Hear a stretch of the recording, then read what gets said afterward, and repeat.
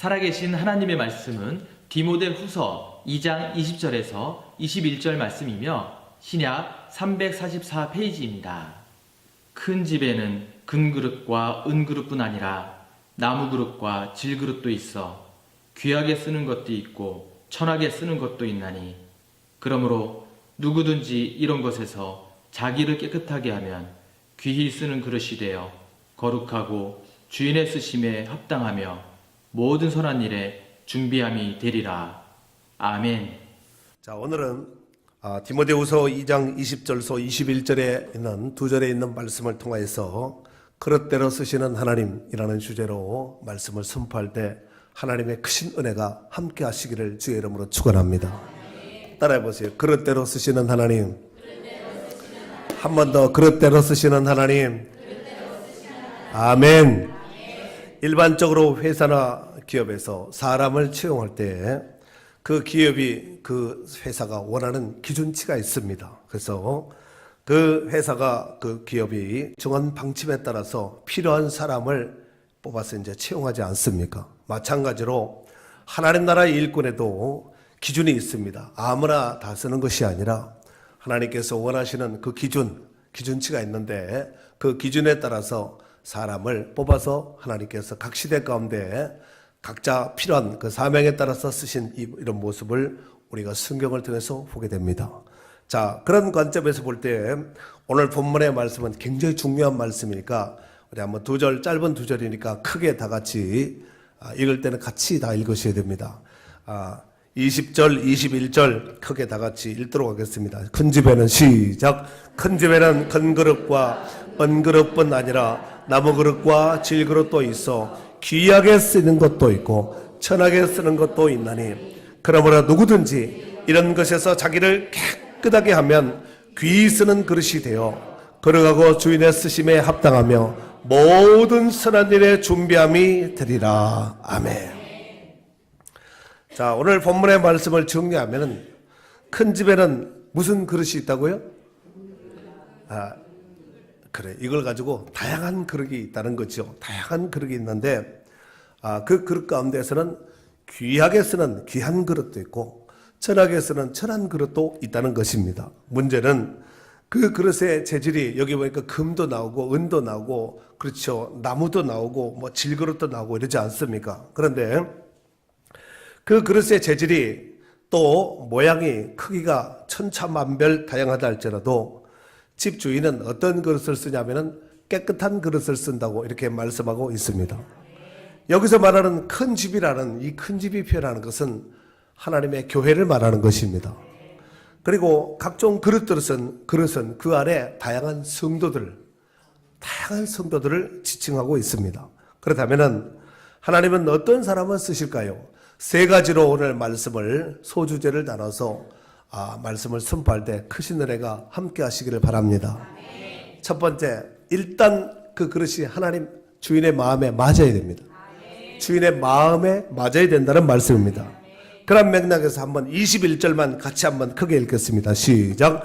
그러므로 누구든지 이런 것에서 자기를 깨끗하게 하면 귀히 쓰는 그릇이 되어 거룩하고 주인의 쓰심에 합당하며 모든 선한 일에 준비함이 되리라. 아멘. 여기서 주인의 쓰심에 합당하며 이 말은 주인의 마음에 들어야 된다는 얘기입니다. 사랑하는 성도 여러분, 하나님께서 저와 여러분을 보셨을 때 어떤 그릇인 것 같습니까? 어떤 사람은 금그릇, 은그릇, 뭐 질그릇, 뭐 나무그릇, 기타 뭐 종이그릇도 있을 수가 있습니다. 그런데 과연 하나님께서 우리를 보셨을 때 마음에 들어가실까? 아니면은 마음에 들지 않아 하실까? 성경 안에 보면은 다양하게 구약에도 신약에도 쓰임받은 사람들이 다양한 각 시대마다 하나님께서 들어서 쓰신 사람들이 나옵니다. 그 중에서 구약의 대표적인 사람을 꼽으면은 다윗으로 볼 수가 있습니다. 그렇다면은 왜 하나님께서 다윗을 그렇게 귀하게 들어 쓰셨을까요? 그 결정적인 키워드는 뭐냐면은 하나님이 보셨을 때 마음이 들은 거예요. 사도행전 13장 22절에 보면은 내가 이새의 아들 다윗을 만나니 내 마음에 맞는 사람이라 내 뜻을 다 이루리라 그랬어요. 하나님이 다윗을 보니까 마음에 들었어요. 오늘 또 하나님께서 여러분을 보셨을 때 다윗과 같이 마음에 드는 성도들이 될 수 있기를 바랍니다. 뿐만 아니라 신약의 대표적인 사람을 꼽는다면 예수님을 꼽을 수가 있습니다. 마태복음 3장 16절 이하에 보면은 예수님께서 세례 요한에게 요단강가에서 세례를 받으시고 올라올 때 그 장면을 마태복음 3장 16절 이하에는 이렇게 소개하고 있습니다. 예수께서 세례를 받으시고 곧 물에서 올라오실새 하늘이 열리고 하나님의 성령이 비둘기같이 내려 그 위에 임하심을 보시더니 하늘로부터 소리가 있어 말씀하시되 이는 내 사랑하는 아들이요 내 기뻐하는 자라 하시니라. 한마디로 정리하면 짚하면은 내 마음에 든다는 거예요. 아멘. 사랑하는 성도 여러분, 하나님은 전에도 그리하셨지만 지금도 온 땅을 두루 감찰하셔서 전심으로 하나님께 마음을 향해 마음을 집중하고 하나님 마음에 합하여서 그런 삶을 살기를 사람을 지금도 찾고 계신다는 사실입니다. 역대하 16장 9절에 보니까 여호와의 눈은 온 땅을 두루 감찰하사 전심으로 자기에게 향하는 자들을 위하여 능력을 베푸시라니. 대충 바라보는 자 말고 전심으로 하나님께 집중하는 자, 전심으로 하나님께만 마음 두는 자, 이런 사람을 하나님께서 집중하시고 그런 사람을 밭에 많은 배추가 있고 무가 있겠지만 쏙 뽑아서 쓴다는 거예요. 오늘 쏙 뽑히는 역사가 있기를 바랍니다. 그래서 정말 어느 날 하나님께서 정말 역대하 16장 9절에 있는 말씀처럼 정말 이 시대 가운데서 누가 전심으로 나를 향해서 내게 마음을 집중하고 정말 전심을 향해서 전심을 다해서 내게 마음을 쏟는 자가 있는가 하고 두루두루 감찰해서 찾았을 때 그때 눈에 딱 띄는 역사가 있기를 바랍니다. 아멘. 그러면 하나님이 귀하게 들어서 쓰실 줄로 믿습니다. 두 번째로 깨끗한 자를 쓰신다는 거예요. 어떤 자를 쓴다고요? 첫 번째 어떤 자를 쓰신다고 그랬습니까? 마음에 들어야 돼요. 하여튼 마음에 들어야 돼요. 하나님 마음에 든 자. 두 번째 깨끗한 자를 쓰시는데, 자 21절 한 번 더 읽겠어요. 한 이 정도 읽으면 거의 암송하지 않겠나? 그러므로 시작. 그러므로 누구든지 이런 것에서 자기를 깨끗하게 하면, 아멘. 자기를 어떻게 하고? 깨끗하게 하면, 깨끗하게 하면 귀 쓰는 그릇이 되어 걸어가고 주인의 쓰시기에 합당하며 모든 선한 일에 준비함이 되리라 그랬어요. 하여튼 깨끗해야 돼요. 아무리 값비싼 좋은 재질과 또 이런 좋은 도공이 아주 명도공이 만들었다 할지라도 깨끗하지 아니하면 주인은 안 쓴다는 얘기입니다. 반면에 비록 보잘것없이 좀 여작하고 사람들 보기에 인기 없는 질그릇이라 할지라도 우리식으로만 뚝배기라 할지라도 깨끗하게만 하면은 주인의 쓰시기에 합당하며 모든 선한 일에 준비함이 되리라 라고 말씀하셨습니다. 이러건대 하나님이 쓰시는 그릇은 어떤 그릇을 쓰냐면 일단 깨끗해야 됩니다. 가끔씩 여러분 텔레비에 보면은 나라에서 뭐 대통령이나 또 이제 누군가가 아주 중요한 요직에 있는 사람을 뽑아서 쓸 때 그냥 뽑아 쓰지 않고 또 오늘부터 장관에 이렇게 하지 않고 반드시 거치는 그 과정이 있습니다. 이름하여 국회 청문회. 들어보셨어요? 청문회. 그런데 여러분 청문회에 그 자리에 와 앉아있는 사람은 그래도 그나마 그 중에서 깨끗하고 괜찮다는 사람을 뽑아서 거기 세운 거거든요. 그런데 국회의원들이 이제 그 사람에 대해서 찔러대는 거예요. 보통 보면은 좋은 점은 많이 칭찬 안 하고 뭐 돈 떼먹었지, 뭐 부인이 무슨 PD 했지, 자식이 뭐 했지, 뭐 언제 누구 때 뭐 했지 해가지고 돈 받았지, 청탁 받았지, 뭐 이런 거 이제 해서 끊임없이 쑤셔대지요. 그런데 나름대로 좀 깨끗하다고 세워서 그 자리에 적임자라고 생각을 해서 나름대로 추천받아서 이래 올른 사람이 아니겠습니까? 정말 어떤 사람은 차라리 안 나왔으면은 그 옛날 과거가 들춰지지 않을 거 아니에요. 차라리 좋았을 뻔했는데 그 자리에 한번 해보겠다고 자이든 타이든 등 떠밀려 왔다 할지라도 그 자리에 서서 끊임없이 찔러대고 쫓아댈 때 정말 나중에는 얼굴도 드지 못할 정도로 이런 부끄러운 모습으로 이렇게 나가는 또 그 자리에 앉지 못하는 이런 모습을 우리가 보지 않습니까? 그래서 정말 우리 시대 가운데 중요한 요직에 있는 어떤 사람을 쓸 때 누군가가 추천을 받았다. 정말 복입니다. 그런데 자기 비리가 먹은 것이 하도 많고 부정이 잘못이 워낙 많으니까 아예 나를 추천하지 말라고 이런 사람들도 태반이라는 거예요. 여러분 이런 말 들어보셨죠? 장마 때 비 온 뒤에 홍수 때에 생수가 귀하다는 말 들어보셨습니까? 사람이 없어서 안 쓰는 것이 아니라 쓸만한 사람이 없는 거예요. 오늘 이 말씀을 우리에게 한번 투영시켜 보면은 과연 우리는 지금 내가 앉아있는 그 자리에서 여러분이 각자 직장에서 학생들 각자 자기 자리가 있지 않겠습니까? 그 자리에서 자기가 봤을 때 정말 나는 이 자리에 앉을 만한 적임자다. 이렇게 생각되시는 분은 과연 얼마나 되겠습니까? 그나마 잘리지 않고 걸리지 않아서 그나마 이 자리에 앉아있는 것이 다행이다 하고 하루하루 날파리 목숨처럼 이렇게 살아가는 우리의 현대인들의 모습은 아닌가. 다시 한번 생각해 볼 필요가 있다고 생각됩니다. 여러분 가끔씩 약수터 가서 운동하다가 물 한 잔 먹으려고 바가지를 봤는데 막 온갖 오물이 붙어 있으면 그 바가지를 퍼먹습니까? 차라리 그냥 이렇게 해서 손으로 이렇게 받아서 먹고 말지. 안 쓴다니까요. 아무리 큰 것이라 할지라도 지저분하면 깨끗이 하면 안 씁니다. 아무리 예술성이 깃들어져 있는 이런 그릇이라 할지라도 깨끗이 안 하면 안 쓴다는 거예요. 공감하시면 아멘. 하나님도 그렇다는 거예요.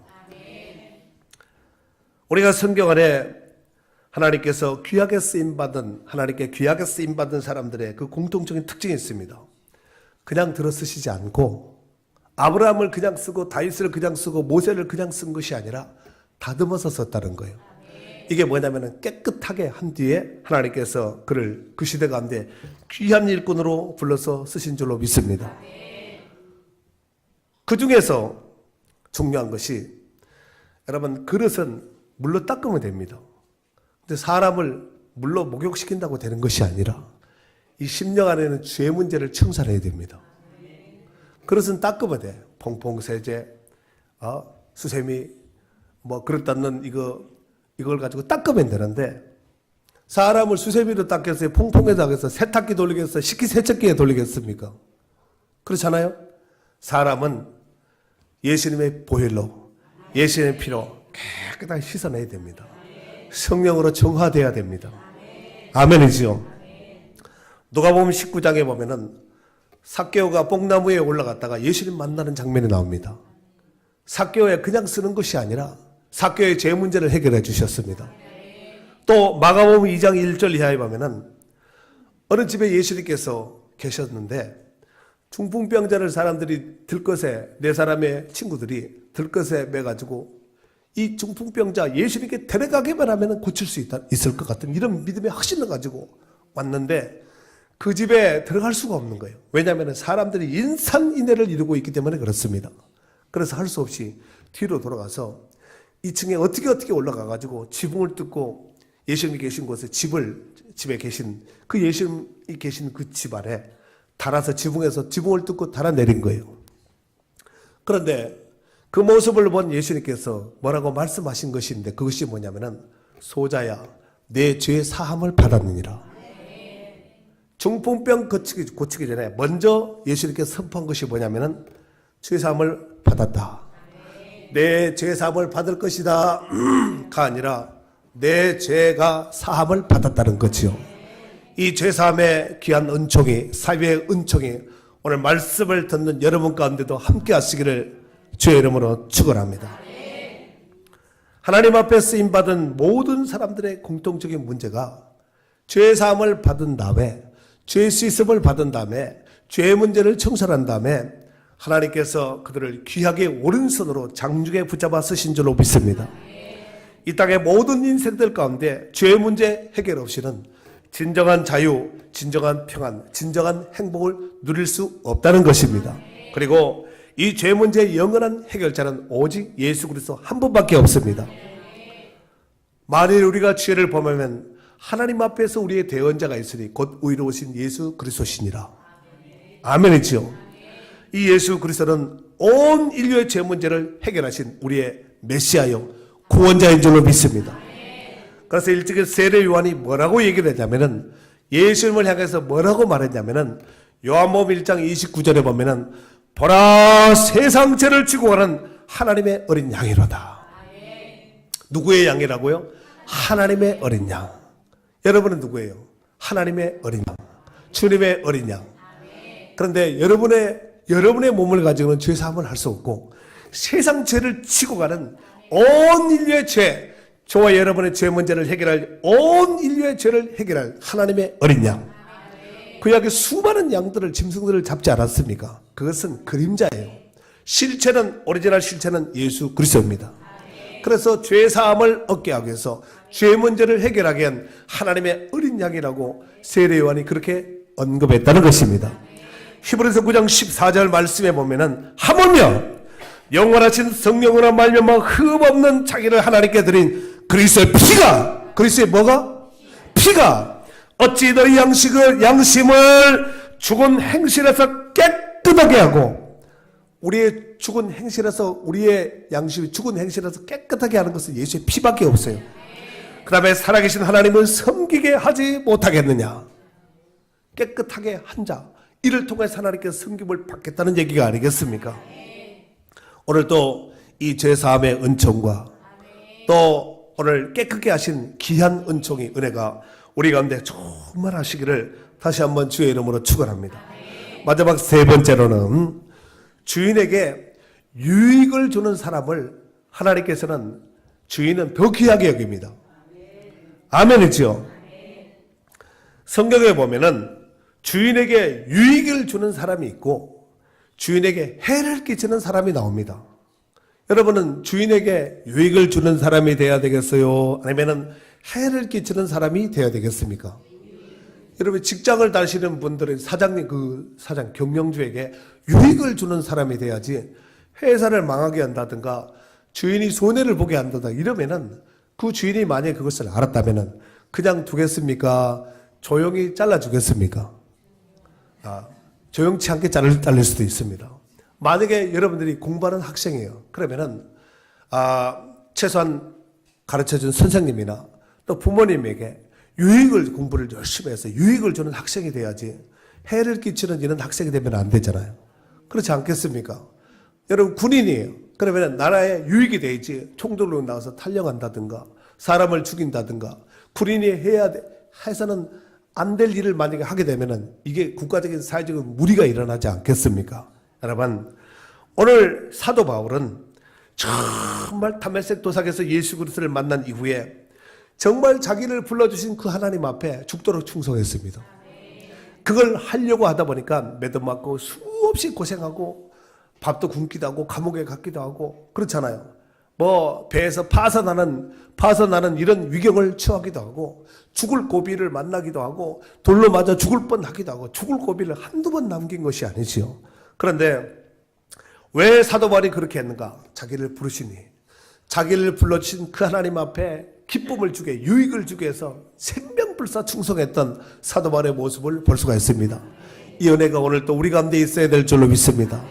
하지만 오히려 주의 일에 방해하고 하나님을 불편하게 하고 자기를 구원하시고 아들까지 보내주셔서 하나님께서 우리에게 그 사랑을 아낌없이 보여주신 그 하나님 마음을 서운하게 한다든가 섭섭하게 한다든가 예수 그리스도의 대속에 이 죄사함의 이 피값을 함부로 여기게 한다든가 이렇게 되면 안 되잖아요. 우리 오늘 본문의 말씀은 메인 본문은 20절과 21절이지만 그 앞에 16절에서 18절에 보면은 사도 바울에게 있어서 사도 바울에게 해를 끼쳤다는 것은 하나님께 해를 끼쳤다는 말과 똑같은 얘기고, 사도 바울에게 해를 끼쳤다는 말은 교회에 해를 끼쳤다는 말과 똑같은 말인데, 우리 한번 16절에서 18절까지 한번 읽겠어요. 그리고 범인이 누군지를 여러분이 이따가 답을 하셔야 됩니다. 읽습니다. 시작. 망령되고 헛된 말을 부리라. 그들은 경건하지 아니하며 점점 나아가나니 그들의 말은 악성 종양이 퍼져나간 것 같은데 그 중에 우베네와 블레드가 있느니라. 진리에 관하여는 그들이 그릇 되었도다. 부활이 이미 지나갔다 하므로 어떤 사람들의 믿음을 무너뜨리니라. 아멘. 두 사람 누가 나오죠? 후메네와 빌레도. 이 사람들은 초대교회를 굉장히 힘들게 하고 사도 바울의 사역을 굉장히 힘들게 하고 성도들의 마음을 굉장히 힘들게 불편하게 했던 대표적인 사람이 후메네와 빌레도라는 사람입니다. 그런데 이 사람이 그러면 뭘 했길래 그러면 사도 바울의 마음을 불편하게 하고 성도들의 마음을 불편하게 하고 하나님 마음을 불편하게 했을까? 부활이 이미 지나갔다는 거예요. 예수님의 부활 시대, 부활 다 끝나버렸는데 무슨 또 우리의 부활이 있다고 하느냐. 뻥치지 말라. 이러면서 초대교회의 이 질서를 망가뜨린 사람이 바로 후메네와 빌레도라는 사람입니다. 뿐만 아니라 디모데후서 4장 14절에 보면은 구리 세공업자 알렉산더가 내게 해를 많이 입혔음에 주께서 그 행한 대로 그에게 갚으시리니 그랬어요. 구리 장세, 구리 세공업자 알렉산더가 내게 해를 많이 입혔다. 사도 바울의 사역에 많이 힘들게 하고 많은 고난과 핍박에 있어서 아주 그냥 귀한 선봉이 되어서 쓰임받았던 사람이 바로 이런 사람이었다는 것이지요. 초대교회 성도들 가운데서는 다 믿음이 좋고 성령이 충만하고 이런 사람이 아니라 오늘 후메네와 빌레도, 그 다음에 이 구리장색, 이 알렉산더 같은 이런 사람이 있었다는 것입니다. 사랑하는 성도 여러분, 성경 당시에 종은 철저하게 주인의 소유물이었습니다. 종, 노예는 인격을 가진 보통 사람을 취급하지 않고 소유물, 주인의 소유물, 물건 취급이 되었다는 것입니다. 그리고 종의 그 종, 노예의 존재 목적은 오직 주인의 유익이 돼야 됩니다. 만일 종이 주인에게 유익이 되지 못하고 손해를 입혔다든가 유익이 되지 못하면 종은 언제든지, 주인은 언제든지 그 종을 처벌할 수 있습니다. 판다든가 버린다든가 죽일 수도 있습니다. 그런 맥락으로 볼 때 우리는 하나님께로부터 지음을 받은 하나님의 자녀요. 하나님께로부터 부르심을 받은 주의 종들입니다. 이것을 인정하십니까? 진짜예요? 여러분이 자녀예요? 종이에요? 그렇다면 정말 우리의 삶은 어떤 삶을 살아야 되겠습니까? 먹든지 마시든지 무엇을 하든지 하나님의 영광을 위해서 존재하고 살아가야 될 그 목적이 있는 줄로 믿습니다. 뿐만 아니라 하나님께서 기뻐하시는 선한 일으로 힘써 나가야 될 줄로 믿습니다. 하나님이 기뻐하는 그 선한 일, 하나님이 원하시는 그 일을 해야 된다는 것입니다. 에베소서 2장 10절에 보니까 우리는 그가 만드신 바라 그리스도 예수 안에서 선한 일을 위하여 지으심을 받은 자니 이 일은 하나님이 전에 예비하사 우리로 그 가운데 행하게 하려 하심이니라. 하나님께서 우리를 만들었는데 그리스도 예수 안에서 선한 일을 위하여 우리를 만들었다는 거예요. 그러면 우리의 용도를 그렇게 만들었다면 우리는 어떻게 살아야 되겠습니까? 그 목적한 대로 하나님께서 우리를 만드신 그 목적한 대로 쓰임받고 살아가면 되는 줄로 믿습니다. 그렇다면 그리스도 예수 안에서 선한 일은 어떤 것이 있을까요? 이는 예수님의 이름으로 많은 사람들에게 선한 영향력을 끼쳐야 될 줄로 믿습니다. 하나님께서 이 일을 위하여 우리를 창조하시고 우리를 불렀다는 사실을 잊지 않기를 바랍니다. 그분이 기뻐하는 일에 힘쓰면 그분이 영광을 받으시고 하나님께서 우리를 만드신 그 목적한 대로 하나님이 얼마나 기뻐하시겠습니까? 조나단 에드워드는 하나님이 기뻐하는 것이 있는데 세 가지라고 이렇게 소개했습니다. 첫 번째로 회개하는 것. 죄인이 살 수 있는 유일한 길은 회개밖에 없습니다. 두 번째, 오늘같이 이와 같이 예배하는 것. 여러분, 예배는 정말 하나님이 기뻐하는 것이 예배예요. 근데 예배의 자리에 왔음에도 불구하고 하나님이 기뻐하지 않는 예배자, 하나님 마음을 불편하게 하는 이런 예배자가 되면은 아니 되는 줄 아래요. 아시겠죠? 정말 예배를 드렸다면 순고하고 하나님을 기쁘지 않은 예배가 되어야 됩니다. 하나님의 이런 예배 찾아오신다 그랬어요. 아멘. 그 다음에 찬양하는 거. 하나님을 찬양하는 거. 찬양은 하나님을 기쁘시게 하는 입술의 열매라고 말씀하지 않습니까? 이사야 43장 21절에 보면은 이 백성은 내가 나를 위하여 취하나니 나의 찬송을 부르게 하려 함이라. 그러니까 입만 벌리면 원망불평하지 말고 감사 찬양하고 날 구원하신 하나님께 감사하고 이런 응답 주신 하나님 앞에 감사하고 저런 은총 베푸신 하나님을 기대하며 감사로 찬양할 수 있는 복 있는 성도들이 되어야 될 줄로 믿습니다. 자, 그렇다면은 하나님이 기뻐하는 것이 이 에드워드 이 조나단이 얘기했듯이 세 가지밖에 없을까요? 회개하는 거, 예배하는 거, 찬양하는 거 세 가지밖에 없겠습니까? 우리는 세 가지뿐만 아니라 먹든지 마시든지 무엇을 하든지 하나님이 기뻐하는 것이라면 다 해야 됩니다. 혹시 옛날에 최신곡 가운데 이런 곡이 있는데 혹시 들어보신 분이 있는지 모르겠어요. 난 내가 기뻐하는 일이라면 뭐든지 할 수 있어. 난 내가 좋아하는 일이라면 뭐든지 할 수 있어. 원래 굉장히 노래를 잘하는데 제가 너무 잘하면 목사님 맨날 노래방만 다니시나 이럴까봐 오해를 줄이기 위해서 제가 이거 노래 잘 부르는데 잘 못 부르는 것도 힘드네요. 하여튼 정말 난 네가 좋아하는 것이라면 네가 기뻐하는 것이라면 내가 다 한다. 우리 사모한테 그런 마음으로 삽니다. 이게 진정 사랑하는 관계, 좋아하는 관계 속에서 이루어질 수 있는 말이 되지 않겠습니까? 우리는 여기서 그치지 말고 한 단계 업그레이드해서 주님이 기뻐하는 것이라면 내가 다 하겠습니다. 명령만 내리시옵소서. 북한의 저 인민들이 그런다는 거예요. 북한의 인민들이 김정은이 한데 명령만 내리시라. 명령만 내리시면 하겠다는 거예요. 무서운 사람들이죠. 될지 안 될지는 모르겠지만 명령을 내릴지 안 내릴지는 모르겠지만 그런 자세예요. 그쪽 김정은이 입장에서 봤을 때는 얼마나 든든하겠어요. 우리는 그 정도가 문제가 아니라 주님이 명령하시고 말씀하시면은 제가 다 하겠습니다. 이런 마음으로 순종하는 종들이 되어야 될 줄로 믿습니다. 사랑하는 성도 여러분, 에베소 5장 10절에 보니까 주께 기쁘시게 할 것이 무엇인가 시험하여 보라는 거예요. 주님이 뭘 기뻐하실까? 주님이 뭘 원하실까?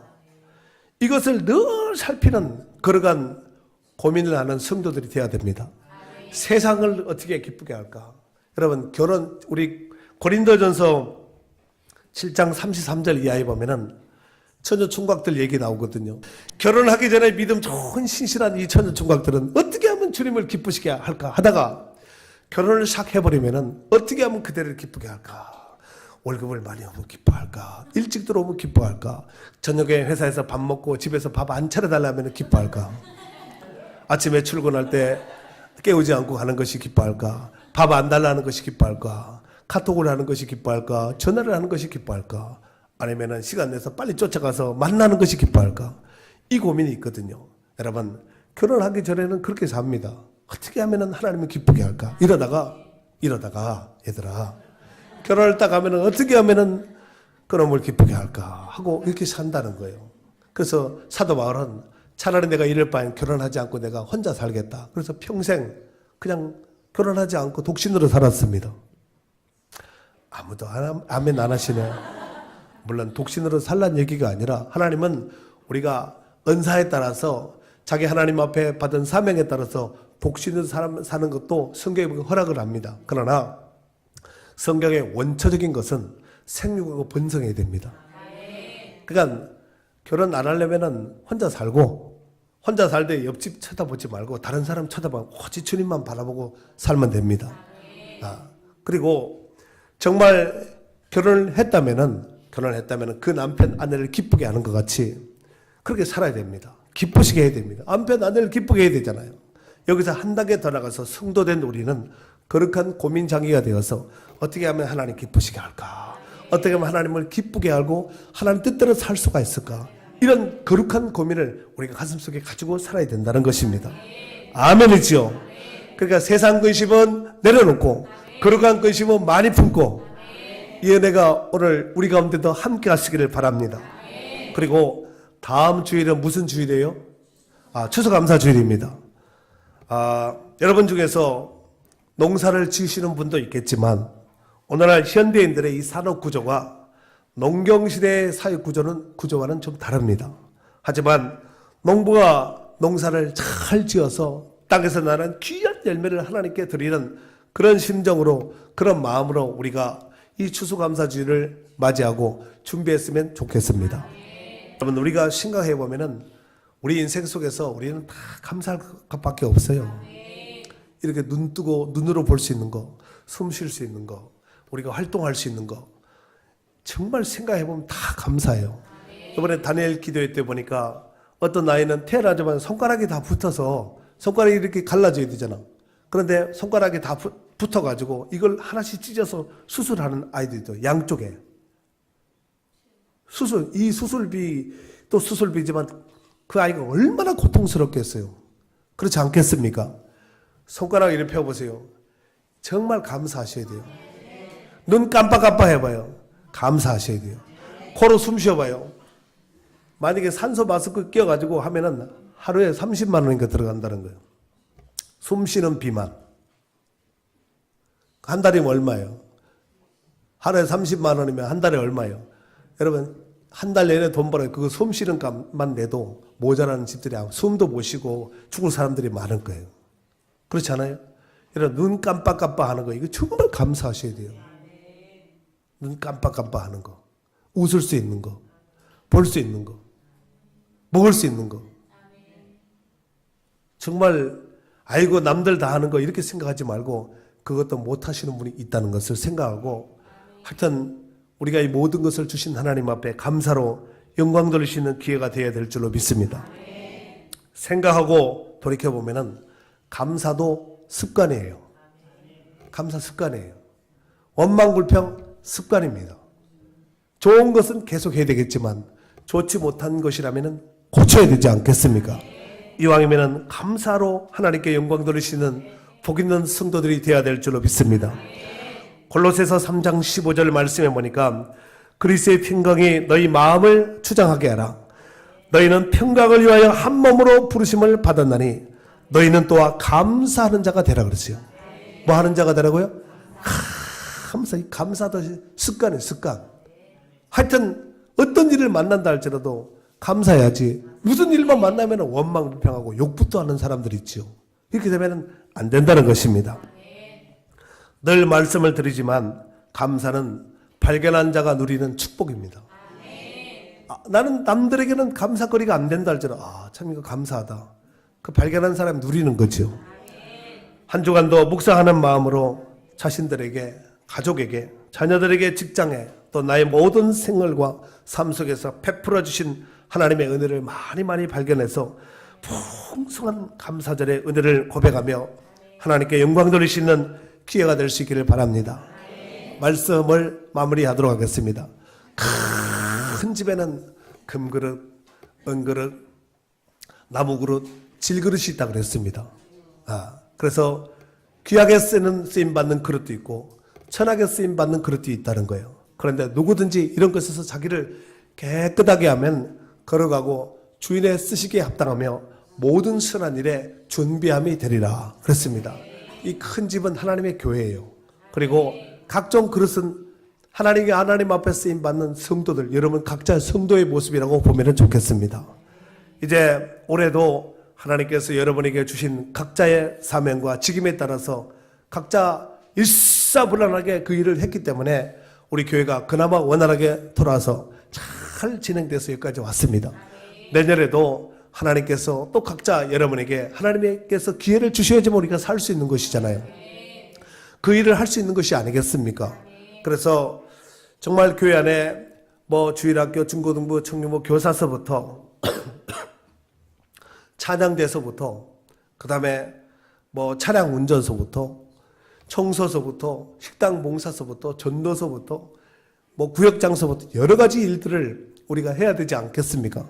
그런 기둥 같은 일들을 잘 처리하면 우리 교회가 건강한 교회, 행복한 교회, 또 주변에 선한 영향을 끼칠 수 있는 이런 교회가 될 줄로 믿습니다. 그래서 장인의 손에 딱 부에 잡힌 증기 마냥 주의 손에 딱 부에 잡혀서 주님이 마음껏 써서 부담스럽지 않는 이런 일꾼, 그리고 깨끗한 일꾼, 주인에게 유익을 줄 수 있는 일꾼, 이런 일꾼이요, 이런 성도들이 되어서 하나님께 영광 돌리고 여러분은 복을 누릴 수 있는 축복된 성도들이 될 수 있기를 주의 이름으로 축원합니다.